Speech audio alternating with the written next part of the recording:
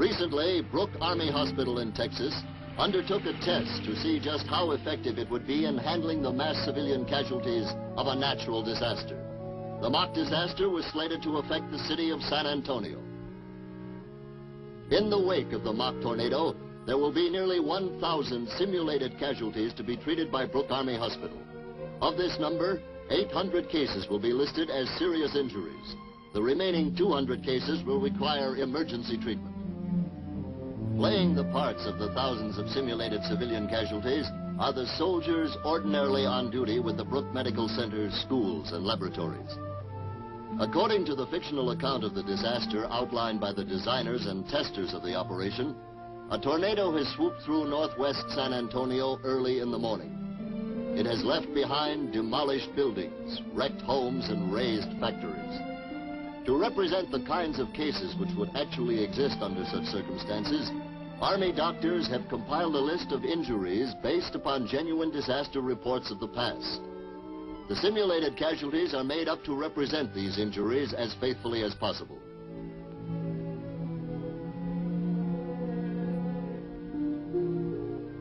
To recreate conditions as they would exist in such an emergency, the hospital staff will continue to care for its 700 genuine military patients as usual. The additional 1,000 simulated civilian casualties represent an enormous extra burden designed to test the hospital's facilities to the extreme. Other of the Army's resources also come up for testing as a part of the exercise. The Army's helicopters, usually found serving casualties in battle, are converted for civilian use. Here today, they are being used in a shuttle service between the medical center and the simulated disaster zone. Such fast airborne transportation would be used for carrying injured civilians most in need of emergency hospital attention. The exercise, called fire drill, has been planned carefully to utilize all of the staff, supplies, and equipment available. 2 hours after the tornado struck and civilian authorities requested military aid, the first of the 1,000 simulated patients begin to arrive. The Hospital Service Club becomes the reception center.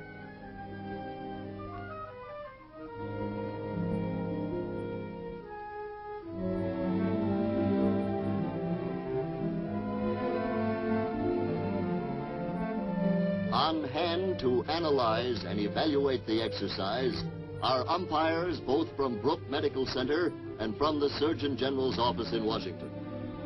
The lessons learned here today will help prepare a blueprint for all the hospitals throughout the country, which are drawing up plans to meet emergency situations. Earlier, when the alert signal was heard, the service club was cleared of furniture and recreation facilities and then converted into a huge emergency room and sorting station. Specific areas within the auditorium have been set aside for cases of varying degrees of seriousness. As far as possible, every situation and emergency has been prepared for. On the tags which the patients wear, special symbols are used to help doctors recognize immediately the casualty status. While buses, trucks, and private cars are carrying the tornado's victims to the receiving station, Army helicopters are speeding the emergency cases to the medical center.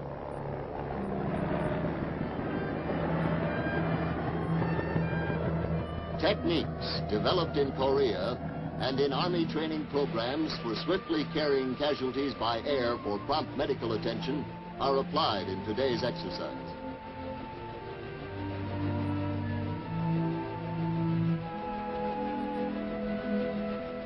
Here, as at the receiving center, umpires will check and report on the care and efficiency with which the simulated casualties are handled.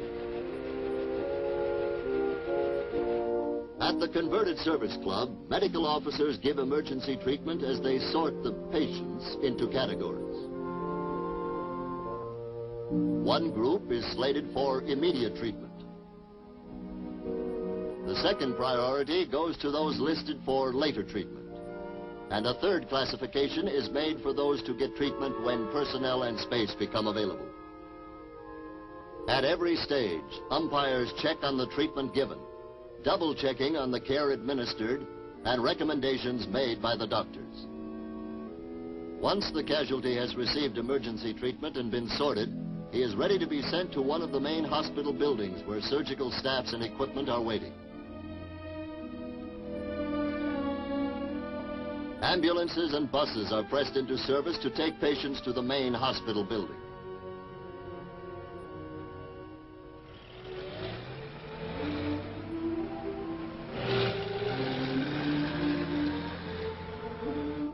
Realism is the keynote of the exercise. Every contingency has been thought of and planned for. Chaplains are on hand to give consolation to the critically injured and sacramental attention to the dying. Civilian volunteers man the typewriters which keep patient and hospital records up to date and accurate. An information service is in operation to help anxious relatives learn about the conditions of patients admitted to the hospital.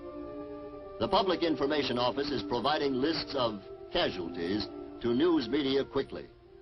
From these carefully compiled records, it is possible to tell whether a victim of the storm is in a ward, surgery, or has been discharged. For the simulated casualties whose condition demands the most immediate attention, those who might not survive the short ambulance ride from receiving center to hospital proper, additional helicopter service is available.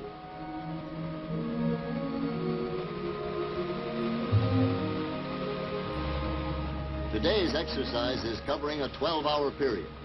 This means that casualties are arriving at a clip faster than one every minute.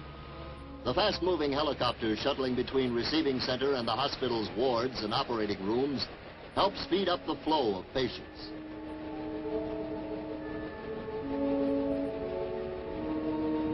Behind the actual moving and simulated treatment of the casualties is an enormous flow of medical supplies.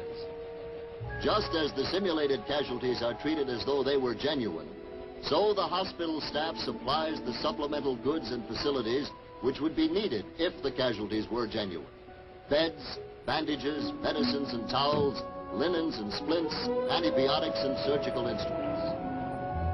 Although the simulated casualties don't actually need blood transfusions and plasma, volunteer donors really do give their blood to help enlarge the hospital's supply against the day when a genuine emergency might exist and this blood be sorely needed.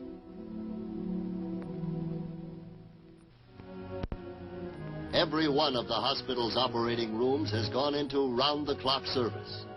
Again, although no actual operations are conducted, the variety of simulated cases presented to the surgeons demand that they test the ready availability of more than 50 different kinds of surgical instruments. Following the successful conclusion of Operation Fire Drill, the findings of the umpires are presented and discussed. The procedures adopted and the conclusions reached here at Brooke Army Hospital may prove invaluable to many other hospitals throughout the country in time of disaster.